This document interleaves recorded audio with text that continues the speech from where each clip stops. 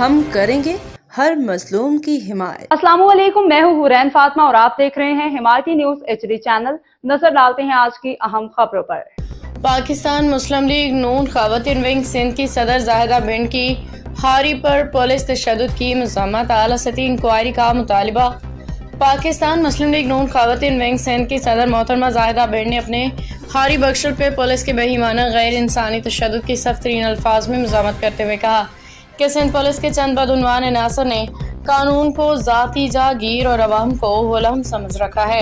انہوں نے وزیراعظم پاکستان، وفاقی وزیر داخلہ محسن نقوی، وزیر اعلیٰ سندھ مراد علی شاہ، IG سندھ غلام نبی میمن، DIG حیدرآباد طارق دھاریچوں سے فوری اور شفاف کارروائی کا مطالبہ کیا۔ محترمہ زاہدہ بنٹ نے انکشاف کیا کہ ضلع جمشورو کے سیمن شریف و بھان شہر میں منظور نامی پولیس اہلکار نے ایک باقاعدہ نجی جیل قائم کر رکھی ہے، جہاں غریب ہاریوں اور کسانوں کو قید کر کے ان سے بھاری رقوم اینٹھی جاتی ہے۔ یہ عمل سندھ پولیس پہ ایک بدنما دھبا ہے اور ریاستی اداروں کے منہ پہ تمانچہ ہے۔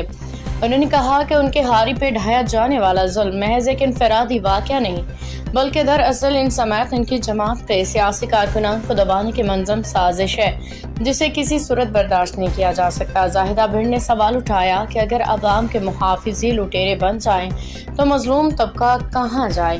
انہوں نے چیف جسٹس آف پاکستان اور chief justice Sindh high court سے بھی فوری از خود نوٹس لینے کی اپیل کی۔ مطالبہ کیا کہ منظور نامی کرپٹ پولیس افیسر اس کے سرپرستوں کو قانون کے کٹہرے میں لایا جائے۔